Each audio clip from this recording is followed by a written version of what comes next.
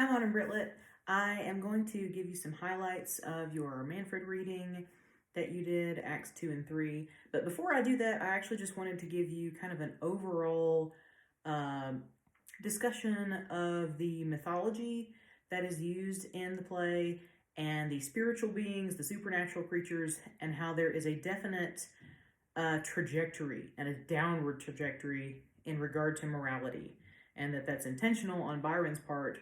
And the easiest way to do that is to chart that out on the alignment chart. So I mentioned last week, I put this on Edmodo. This is something that is used often in tabletop role-playing games such as Dungeons and Dragons or Pathfinder, etc. If you had me for Comp 2, you already know about this. If not, and if you didn't look at that last week, then you may want to go to Edmodo and pull up those links about the alignment chart.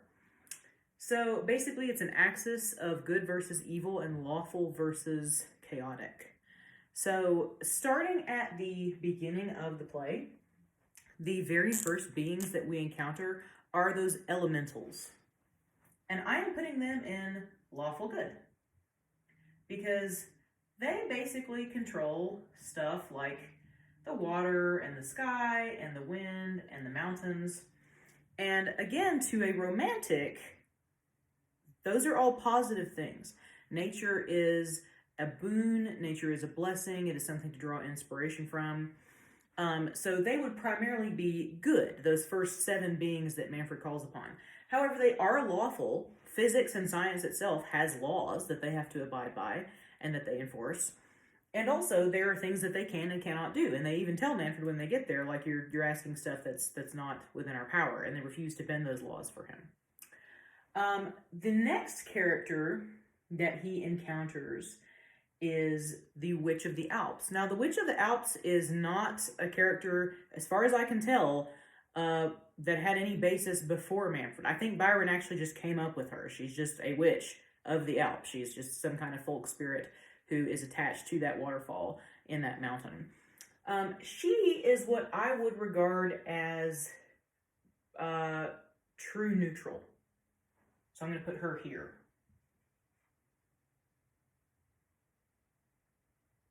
There we go.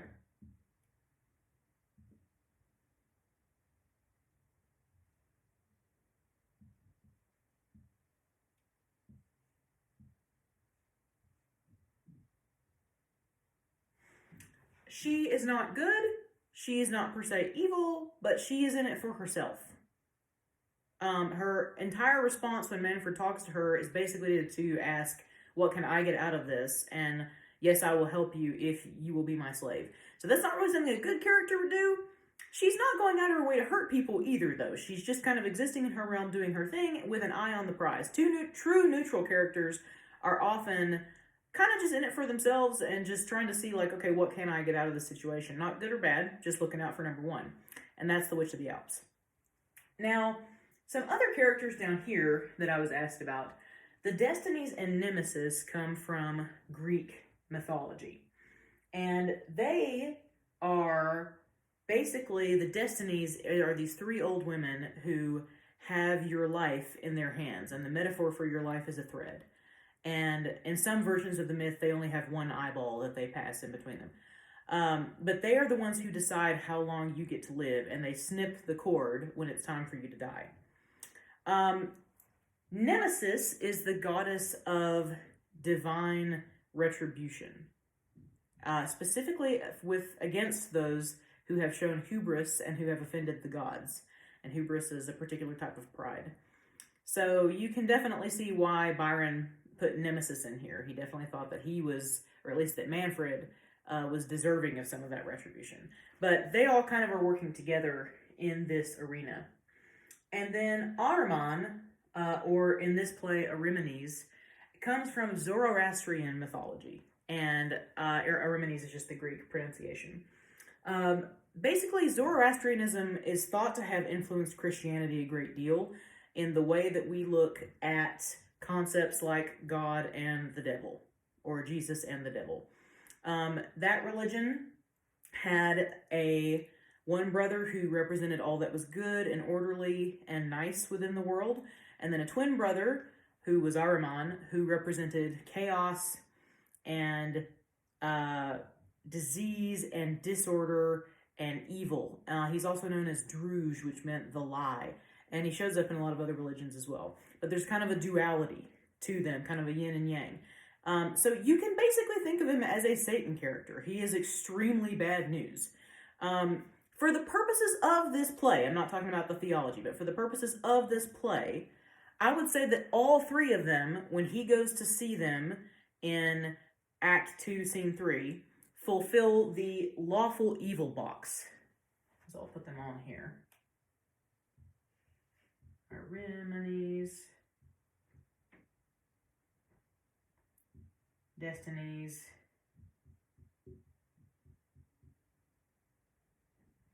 and nemesis. And in English, when we say the word nemesis, we mean she is my arch enemy. She is my worst enemy. But originally, Nemesis was just a goddess of justice. But in this play, it's pretty clear, like, they're all in the evil box. Like, what the fates do is regarded as a lot of people as evil because, hey, you decide when I die. That's not fair. You shouldn't get to decide that. But they're clearly having, like, a bad guy meeting here. That's what it is. This is like a supervillain meeting. They're lawful, all of them, even though Ahriman is, represents everything that is bad in the world. He's basically he's a businessman trying to run a business. Like, he's having a very organized board meeting here with his Thanes, who he's bossing around, and he's like, give me the quarterly reports on all the problems that you've caused. Where have you been? And he's trying to do things in an orderly way. And even in Zoroastrianism, he has very specific things that he is responsible for, that are his job as Ahriman. Which is why they get so upset when Manfred, just stomps up in their meeting, like, thug life, you're not supposed to be here, you're messing up our entire show, what's going on? So there is a lawful quality to them, and they actually, in this play, they like order. And Manfred is actually the chaotic one who disrupts that. So you can see here there is a definite trajectory, a downward trajectory, which essentially forecasts, I'm just going to call him Super Demon. Whoa, that didn't work out well. Super Demon. This really ugly, horrific demon that shows up at the very end of the play. And based on how the abbot responds to him, we know that this guy must be super duper horrifying. He doesn't abide by any rules. That whoever this being is, he's not even named. He's so bad that they can't even conjure a name for him.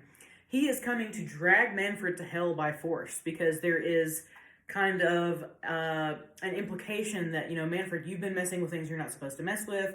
You have been dealing with worse and worse and worse and worse entities in this quest for knowledge and this quest for forgetfulness. And the demon seems to think, you deserve me. This is your fate. You have earned this. And then Manfred thinks differently, and then they have that very interesting conversation where he refuses to allow himself to be dragged to hell. And in the end, the abbot says, he is gone. I know we're not, but he is gone. So in the end, it's kind of up to the reader a little bit as to what has happened to Manfred's soul. But I just wanted to show you the kind of overall plotting of the types of beings that he deals with and how it gets worse and worse and worse and worse throughout the play. Astarte also has kind of a heavy hitter name. Astarte, I think, is the Phoenician cognate of Ishtar, and Ishtar is this Babylonian goddess of war and love and everything that is important. So she is a really big deal.